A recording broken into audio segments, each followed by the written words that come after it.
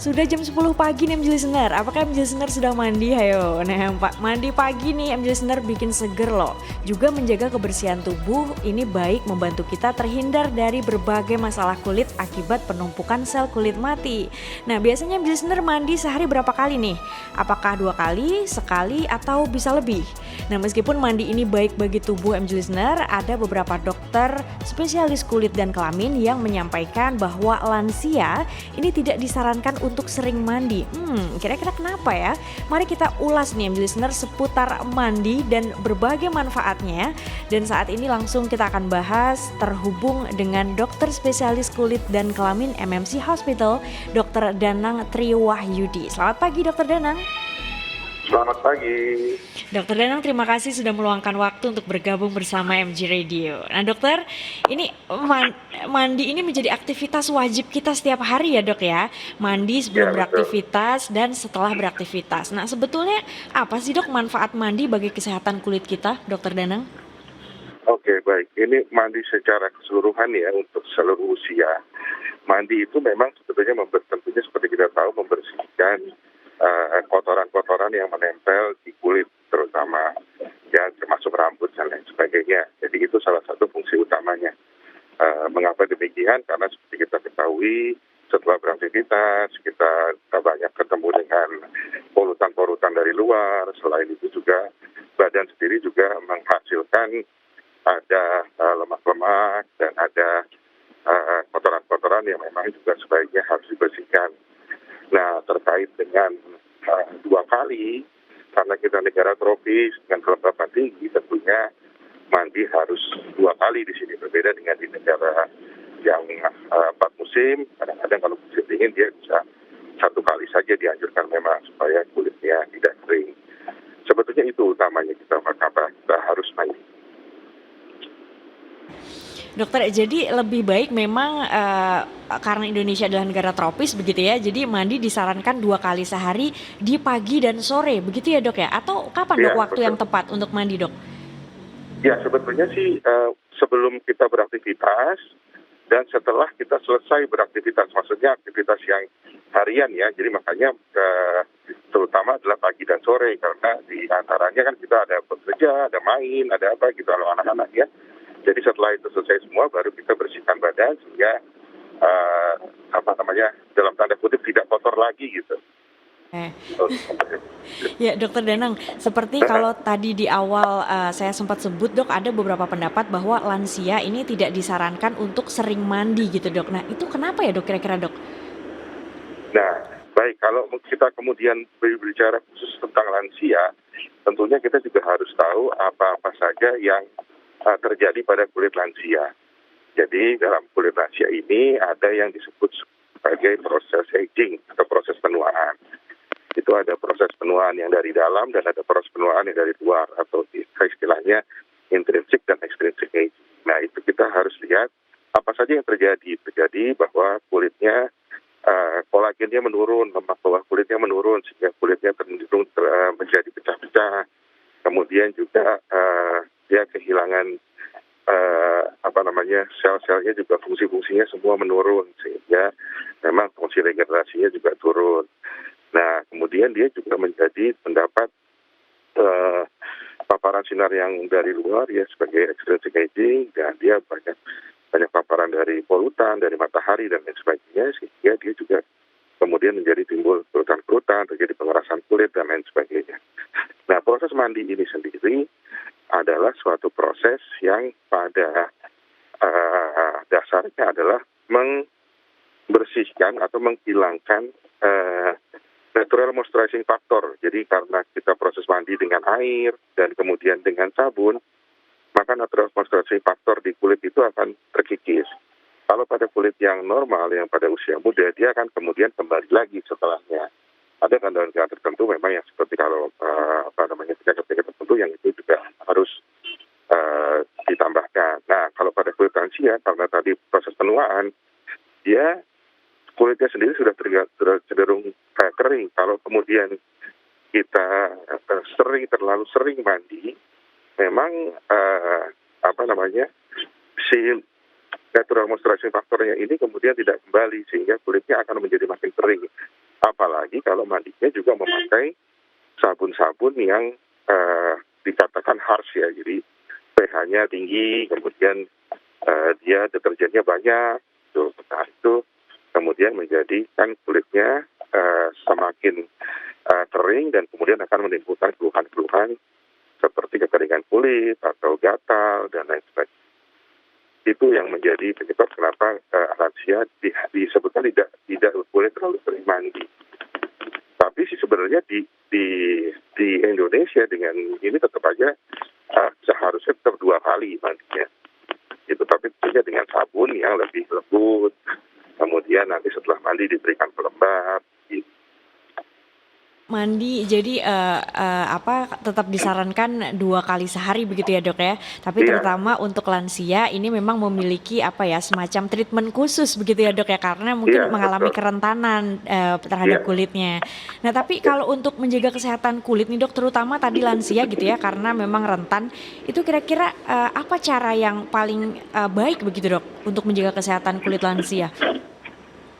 Ya, tentunya yang nomor satu yang paling utama seperti tadi karena kita tahu faktor-faktor yang penyebab atau faktor yang terjadi pada kulit, tentunya yang utama adalah kita menjaga hidrasi dari kulit, jaga kelembapan dari kulit. Jadi yang nomor satu adalah proses mandinya itu tadi, mandinya tidak boleh dengan air yang panas, harus pakai air biasa atau kalau mau kalau tidak buat air biasa kadang terlalu dingin, suam-suam kuku boleh, basuhan terakhir pakai air biasa lagi.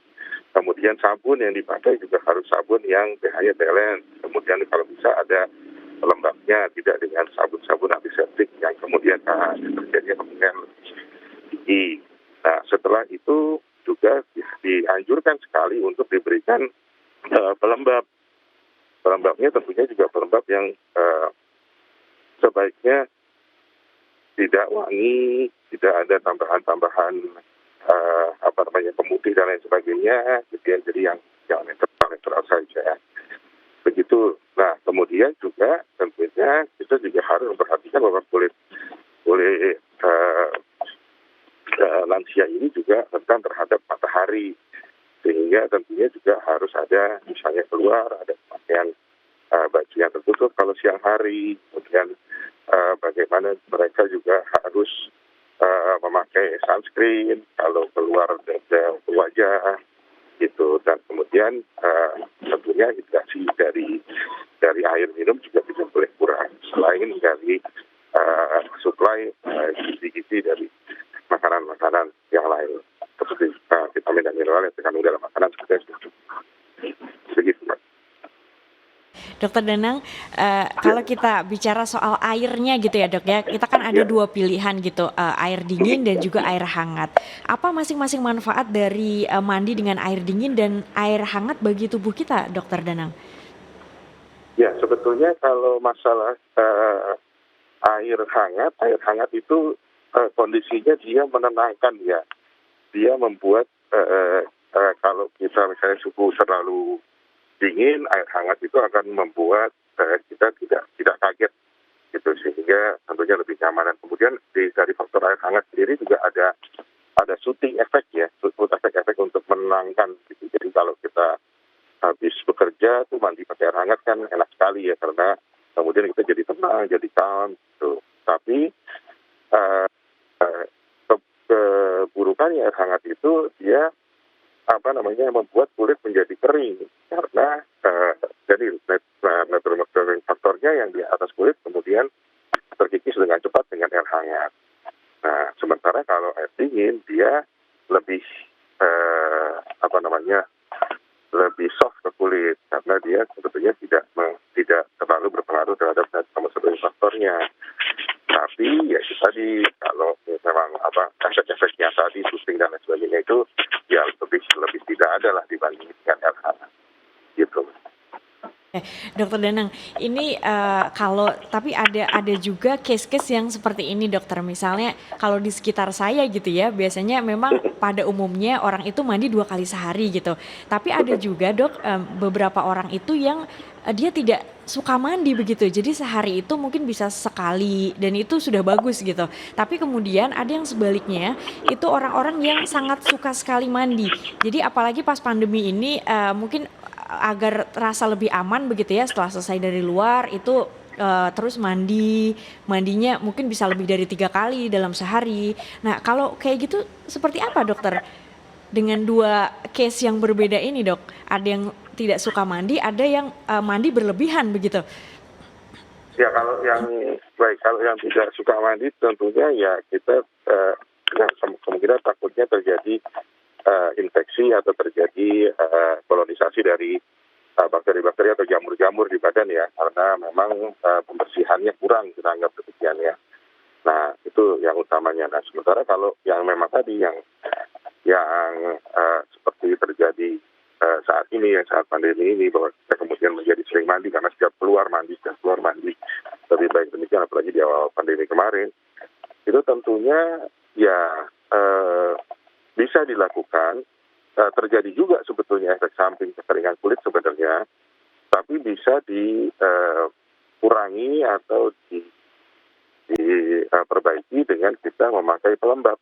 Nah, jadi setiap kali kita habis mandi, kita pakaikan pelembab gitu, dan juga mandinya juga dengan air dingin, tentunya tidak dengan air hangat. Kalau setiap kita mandi dengan air hangat itu lebih kacau lagi, biasanya kemudian ada yang terjadi dermatitis kontak atau iritan atau apa gitu yang kemudian bisa terjadi. Jadi kemudian timbul seringnya keluhannya gatal di seluruh badan. Begitu. Dokter, terakhir dok, ini jam 10 pagi, mungkin MG listener sekarang masih ada juga yang belum mandi nih dok. Ini boleh nggak dokter kasih statement begitu tentang remind lagi mengenai manfaat mandi dan juga hal-hal yang dokter untuk do and don'ts-nya gitu dok. Oke, baik. Jadi bahwa intinya adalah mandi itu membersihkan kotoran dari tubuh kita, dan kotoran-kotoran itu kemudian kalau kita tidak bersihkan dia akan bertambah terus ya, istilahnya ya, sehingga terakumulasi menjadi dapat menyebabkan bakteri atau jamur yang tadinya normal di badan kita kemudian menjadi berkoloni dan kemudian akhirnya akan menimbulkan suatu penyakit atau suatu keluhan tertentu. Nah sehingga memang kalau untuk negara tropis seperti kita, saya katakan tadi, kita dianjurkan untuk mandi sehari 2 kali. Dan juga mandinya sebaiknya dilakukan dengan air biasa. Ya, bila ingin dengan air hangat boleh, tapi air hangat bukan air panas, suam-suam kuku. Dibasuhan terakhir dengan air biasa lagi supaya suhunya turun dan temperaturnya kembali. Kemudian juga mandi sebaiknya dengan sabun yang pH balance dan kemudian berpelembab lebih baik, mengurangi penggunaan sabun antiseptik. Ya, kemudian itu digunakan hanya bila memang perlu sekali, tidak untuk setiap hari. Dan selanjutnya akan lebih baik kalau setelah mandi kita membiasakan diri untuk menggunakan pelembab atau moisturizer supaya kulit dan pertahanan kulitnya di badan itu menjadi lebih baik dan siap untuk menghadapi polutan-polutan dari luar. Demikian. Dokter Danang, terima kasih banyak atas informasi dan juga saran-saran Anda dok.